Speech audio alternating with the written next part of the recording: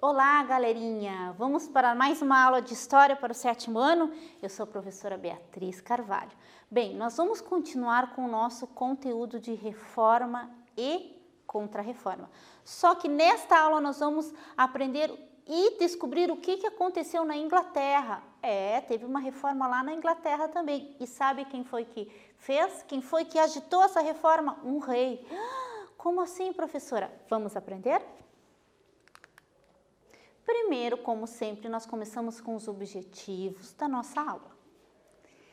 Identificar e relacionar as vinculações entre as reformas religiosas e os processos culturais, sociais, políticos do período moderno da Europa.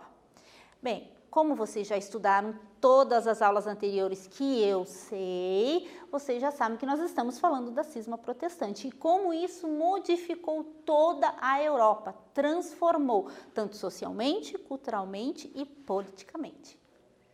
Analisar as motivações dos líderes reformadores e as características da doutrina religiosa anglicana, sim, a doutrina anglicana, que é a Igreja da Inglaterra. Vamos relembrar um pouquinho as nossas aulas? A reforma foi um movimento religioso protestante, no qual contestou severamente a estrutura, os dogmas, princípios e os abusos do poder das autoridades religiosas na Igreja Católica no século XVI. A Igreja Católica era toda poderosa, na Idade Média, mandava nos reis, mandava nos imperadores. Aí o que aconteceu? O Renascimento, o humanismo, uma nova visão de mundo e as questões e os questionamentos. Aí apareceram novos amigos, novos teólogos que nós estudamos e vamos relembrar, causando a ruptura da Igreja Católica, surgindo assim novas doutrinas, como a luterana, do nosso amigo Martinho Lutero, e a calvinista do nosso amigo João Calvino. Olha o que a prof trouxe, olha que bonita essa imagem. Olha, é a Igreja Evangélica da Confissão Luterana do Brasil, localizada na cidade de Curitiba, é a capital do nosso estado. Olha que bonita, o fundador, o nosso amigo Martinho Lutero, que nós já estudamos. Então, vamos relembrar um pouquinho quais são os princípios da doutrina luterana que o nosso amigo Martinho Lutero trouxe? Vamos ver? A justificação pela fé. É a fé em Deus que salva uma pessoa e não as obras boas que ele praticou. As obras que ele fala aqui são as obras materiais. Eles praticavam as obras do bem ao próximo. Mas aqui ele se referenciou às obras materiais que a Igreja Católica tanto cobrava na época. Sacerdócio universal. Todo cristão é capaz de interpretar a Bíblia por si mesmo. Não precisava de intermediário. Não havia necessidade do pastor, ou do monge, ou do bispo, ou do cardeal para ler a Bíblia para ele. Tinha que estar no seu idioma natal. A Bíblia, por meio da qual Deus se revela, é a única fonte da verdade. Esse princípio continuou em todas as doutrinas, É a mesma da católica, da luterana e da calvinista. O batismo e a Eucaristia são os dois únicos sacramentos. Na católica são 7. Aqui eles só ficaram com 2. E o batismo é depois de grande. A criança é apresentada na igreja e depois, quando cresce, é que escolhe ser batizado. O culto aos santos e às imagens não tem fundamento. Não existe santos e nem imagens nas igrejas. Qualquer membro da igreja pode se casar. Não existe o celibato como na Igreja Católica. Olha, outra igreja, olha essa que bonita. Essa é a igreja presbiteriana independente localizada na cidade de Curitiba. Também Curitiba, capital do nosso estado. É lá no Largo da Ordem. Olha que igreja bonita. Lembra quem são os presbiterianos? Do nosso amigo João Calvino? São os calvinistas que aqui no Brasil são chamados de presbiterianos. Vamos relembrar alguns princípios da sua doutrina? Principalmente a diferença com a doutrina luterana. Incapacidade total. Todos são pecadores e só a partir da graça de Deus que são salvos. Somente a graça de Deus que salva. Independente das suas obras na terra ou nessa vida. É só a graça de Deus que salva. Eleição incondicional. Deus escolheu aqueles que serão salvos, independente de suas ações ou méritos. A predestinação. Lembra que a professora comentou a filhinha de quem vai ser salvo e a filhinha de quem não vai ser salvo? Então, eles acreditam na predestinação, que antes de você nascer, Deus já escolheu os salvos, os que vão ser salvos e os que vão morrer, os que não vão ser salvos. Vamos começar com uma atividade? Peguem o caderno com capricho, eu sei que vocês são caprichosos. Escrevam, copiem e vamos fazer para quando voltar às aulas presenciais, vocês mostrarem para o professor o caderno de história de vocês. Tenho certeza que esse professor vai ficar bem contente. Com base no que estudamos, explique qual a principal diferença nos princípios da doutrina luterana e calvinista. Vamos relembrar o que nós estudamos? Daqui a pouco a prof volta com a correção dessa atividade.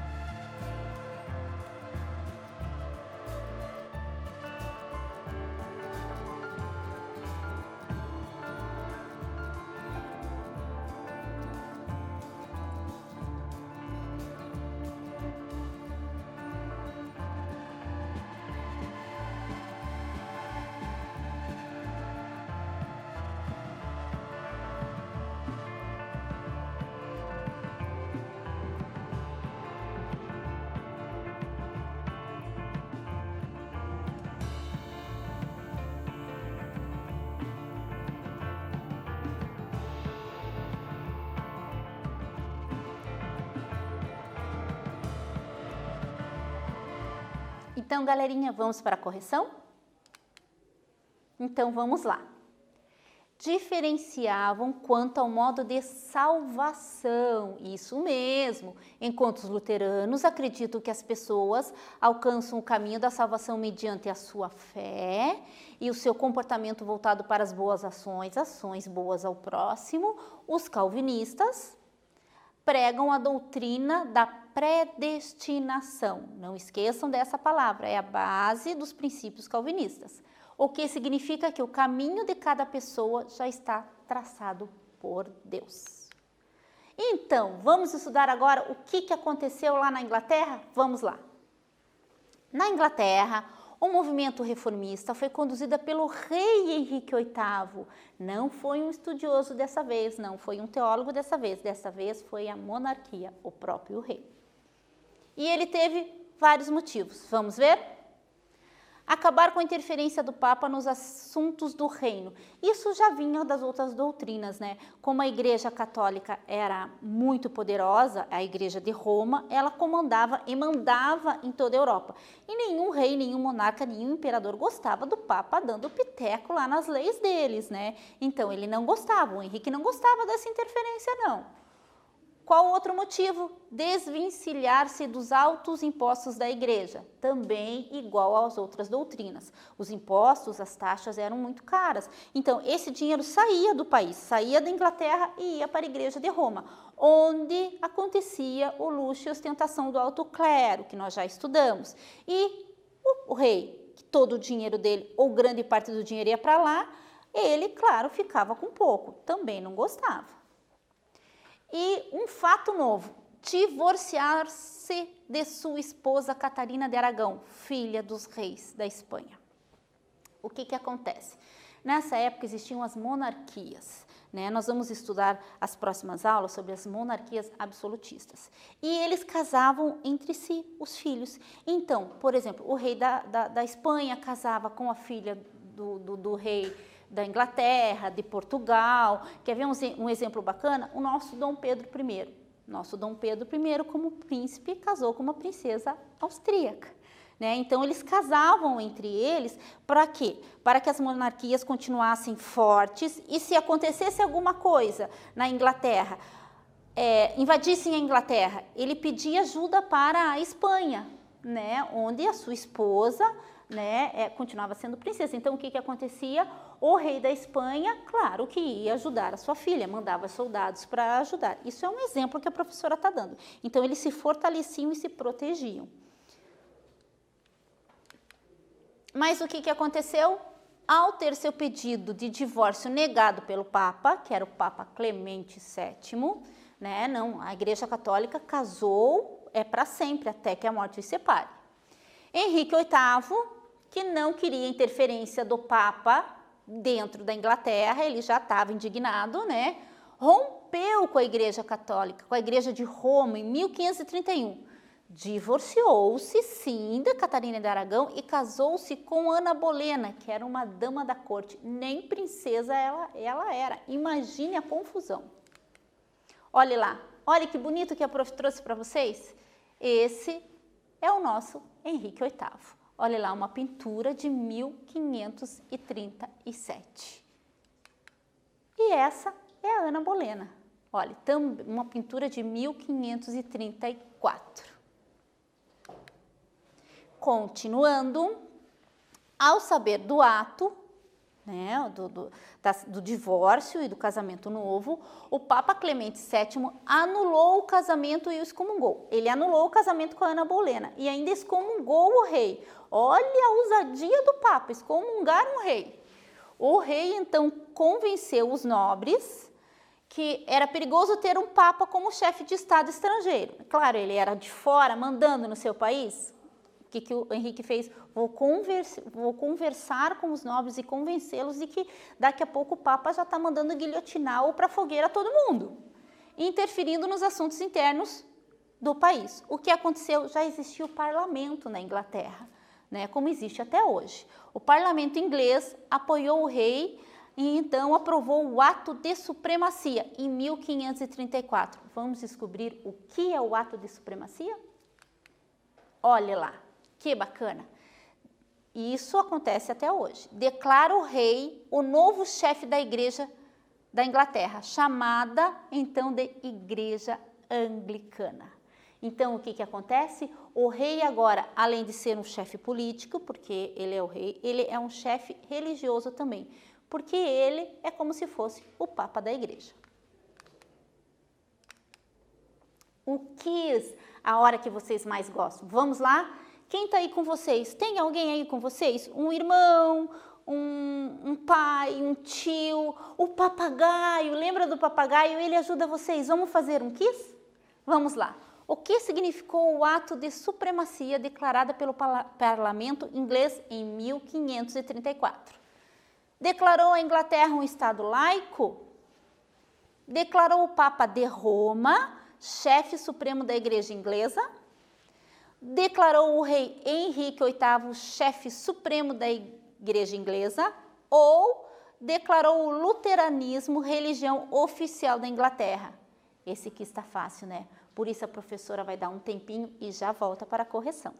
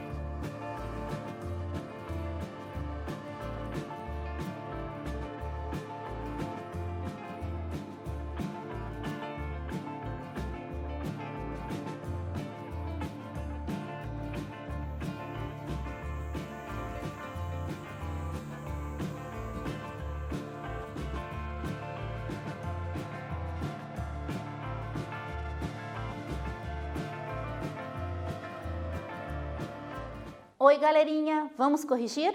Eu tenho certeza que vocês acertaram. Olha lá. A C, declarou o rei Henrique VIII chefe supremo da igreja inglesa. Acertaram, né? Eu tenho certeza que vocês são muito inteligentes. Vamos continuar? Como novo chefe da igreja, agora, o nosso rei Henrique VIII confiscou as terras e os mosteiros da igreja católica e os vendeu ou presenteou para os nobres e burgueses que o apoiaram. A igreja era muito rica, então ela tinha muitas propriedades. né? Os mosteiros, as igrejas, terras, os antigos feudos, por toda a Europa. O que Henrique fez?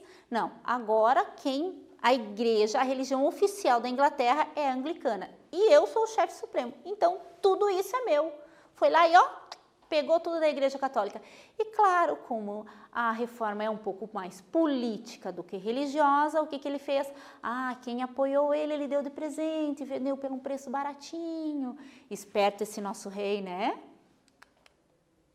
Assim, o rei se fortalecia, acumulando poder político e religioso. Ele era o todo-poderoso da Inglaterra, com a finalidade desta nova religião, a finalidade desta nova religião tinha, sobretudo, finalidades políticas, grande parte dos rituais católicos mantiveram-se intocados. Diferente das outras reformas, com o Martinho Lutero e com João Calvino, a base da reforma anglicana foi política, né? Não tão religiosa como das outras, tá? Vamos para mais uma atividade? Não esqueçam, hein? Peguem o caderninho, peguem o penal de vocês, vamos copiar com capricho. Eu sei que vocês são caprichosos. Para quando voltar à aula presencial, vocês mostrarem para o professor de vocês na sala de aula como vocês entenderam e estudaram história. E outra coisa, não pode esquecer, entrar no Classroom e fazer a atividade. Agora mudou, né? Não tem mais aquele link de frequência. Agora a frequência é através da sua atividade. Entra lá, faz atividade, envia, pronto. Já é automaticamente a sua frequência já é computada. Não esqueçam. E se vocês tiverem alguma dúvida, professora, não deu tempo de eu copiar a atividade. Não faz mal, lá também tem todos os slides, com bem detalhadinho de todo o material que a professora está dando aqui nessa aula. Combinado? Vamos lá? Como novo chefe da igreja, Henrique VIII confiscou as terras, os mosteiros da Igreja Católica e os vendeu ou presenteou aos nobres e burgueses que o apoiaram, fortalecendo assim seu poder. A partir disso, podemos afirmar que a reforma protestante na Inglaterra tinha quais finalidades? Somente religiosa, pois o rei queria só o divórcio. Religiosa e política, assim o rei acumulava poder político e religioso. Somente política, pois o rei queria nomear um parente como papa. E nenhuma das alternativas. Então, com cuidado, leiam, estude, que daqui a pouco a prof volta e corrige para vocês.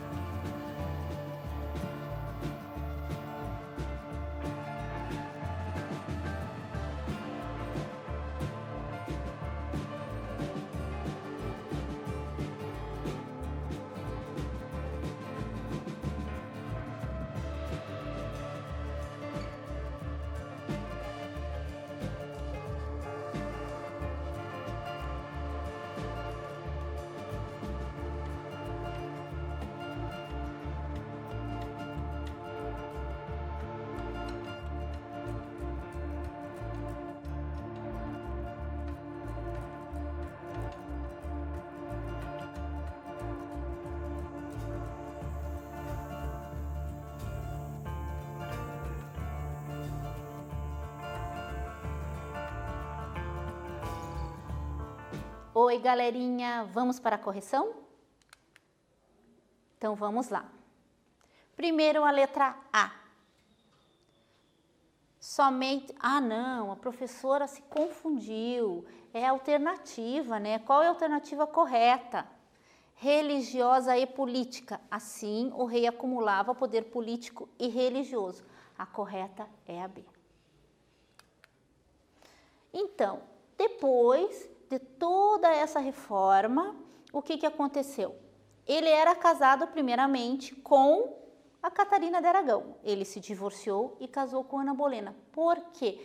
Porque ele queria um herdeiro, né? Ele queria um herdeiro homem para continuar a sua monarquia. Porém, Catarina de Aragão teve uma filha, não um filho. Aí ele casou com Ana Bolena, que também teve uma menina. O que ele fez? Acusou ela de traição e ela foi decapitada em praça pública. Então, ele se casou novamente com Joana Semoá, que aí então veio tão esperado filho homem, que foi Eduardo VI. Porém, Eduardo VI era muito doente. E ele morreu, Henrique VIII morreu quando o Eduardo tinha apenas 9 anos. Então, ele assumiu o trono através de uma regência. Só que ele morreu muito cedo, aos 16 anos, Eduardo faleceu de tuberculose. Então, olha lá, Eduardo VI, o herdeiro, consolidou o anglicanismo. Então, ele continuou com a mesma religião que o pai havia fundado. Após sua morte, sua irmã Maria I tentou retomar o catolicismo na Inglaterra, perseguindo duramente os protestantes, né? Quem era a Maria I? Maria I era filha de Catarina de Aragão, né? Então, só que ela era católica. Então, o que aconteceu? Ela trouxe o catolicismo como religião oficial para a Inglaterra. E é claro, né, houve perseguições, houve muitas brigas, muitas guerras, porém, Maria I também não ficou muito tempo, só ficou 3 anos no poder. Aí, então, lembra da filha da Ana Bolena? Elizabeth I? Vocês já ouviram falar desse nome, né? Então, é a antecessora a Elizabeth II, que hoje é a rainha da Inglaterra. Ela era filha da Ana Bolena. E o que a Maria fez quando assumiu o trono? Foi lá e prendeu Elizabeth, com medo que ela, digamos assim, quisesse tomar o seu trono. Mas como ela 3 anos depois morreu, adivinha o que aconteceu? Elizabeth assumiu o trono. Porém, com a morte de Maria, Elizabeth I, filha de Ana Bolena, transformou a Inglaterra novamente em protestante. Voltou lá com a anglicana, fundada pelo pai, o Henrique VIII. Gerando grandes conflitos no país. Mais guerras, agora ao contrário, né? Antes eram os católicos contra os protestantes, agora são os protestantes contra os católicos, né? Levando muitos a desejarem fugir para um lugar onde pudessem professar sua religião sem serem perseguidos. Neste contexto, os ingleses intensificaram a colonização da América. A Elizabeth em si, ela era tolerante às outras religiões, a católica, a calvinista, porém, entre si, eles brigavam muito. Então, nessa época já estava acontecendo as grandes navegações que nós já estudamos. Então, a descoberta das novas colônias, do Novo Mundo, e daí muitos ingleses vieram para o Novo Mundo, para a América do Norte, para as 13 colônias, que hoje é os Estados Unidos da América. Então, vamos estudar as características agora do anglicanismo? Vamos lá. O anglicanismo resultou na combinação de ideias católicas, luteranas e calvinistas. Em síntese, estabeleceu os seguintes princípios. Lembra que a reforma lá na Inglaterra foi mais política do que religiosa? Então, o que aconteceu? Houve uma mescla de princípios. Vamos ver? Extinção do culto dos santos. Eles também não têm santos e nem imagem nas suas igrejas. A Bíblia é a única fonte da fé, isso em todas as doutrinas, né? A Bíblia, esse princípio não caiu de forma alguma.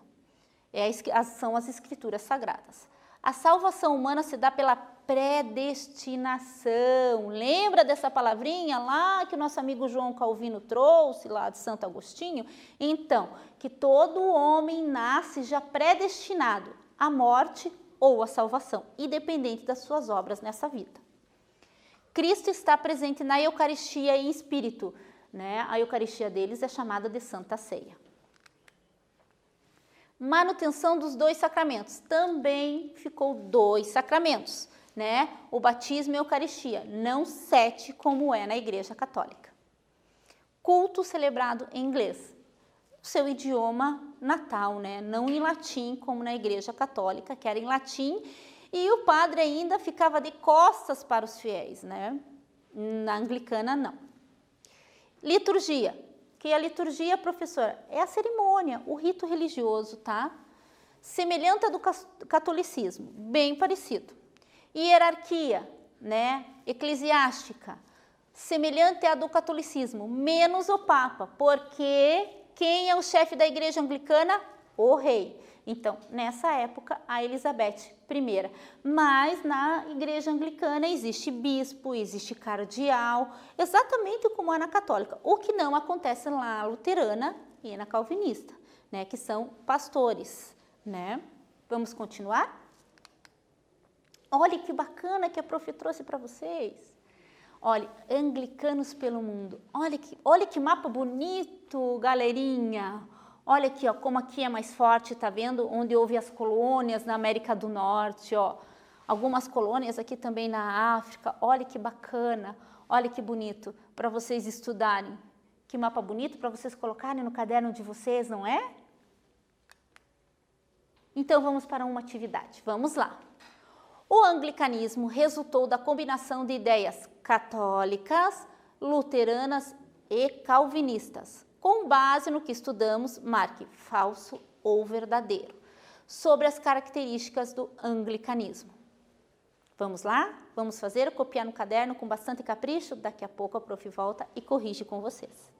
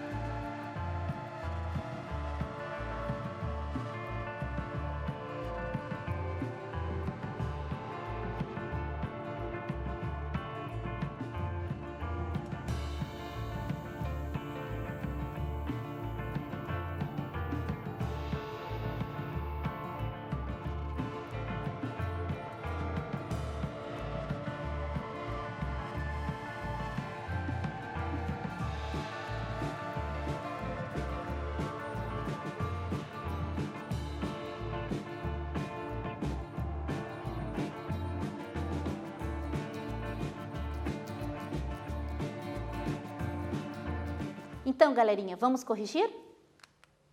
Olhe lá.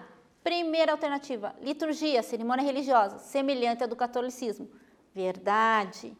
Culto era celebrado em latim? Não, né? Era no idioma natal, em inglês. Manteve-se o culto aos santos? Não, também não. Falso. A Bíblia é a única fonte da fé. Verdadeiro. Mais uma atividade, professora? Mais uma atividade. Vamos lá? Olha que bonito. Esse mapa tem no livro didático de vocês também. Olha que bonito, bem colorido. Vamos ver o que é para fazer? Observando o mapa da Europa após a Reforma, cite 2 estados católicos, 2 luteranos, 2 calvinistas e 1 anglicano. Vamos lá? Facinho essa, né? Daqui a pouco a prof volta e já corrige para vocês.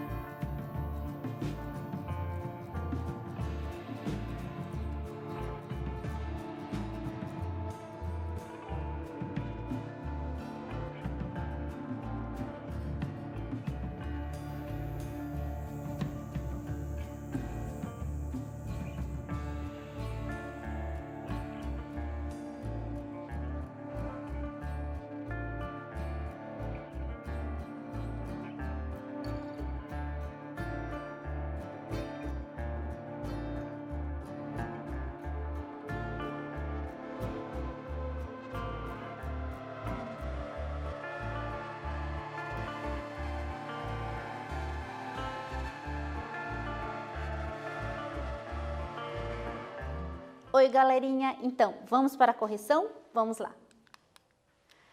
Católicos, Espanha e Portugal.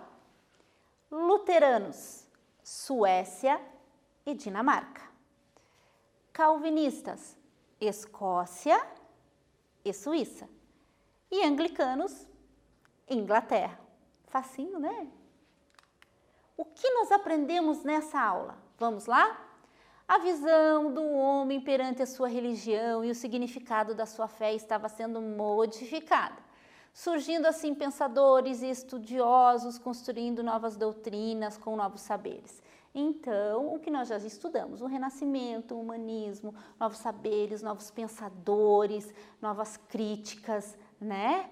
E na Inglaterra, o Henrique VIII, nosso rei, rompeu com Roma e criou a Igreja Anglicana em 1531, fortalecendo seu poder político e religioso.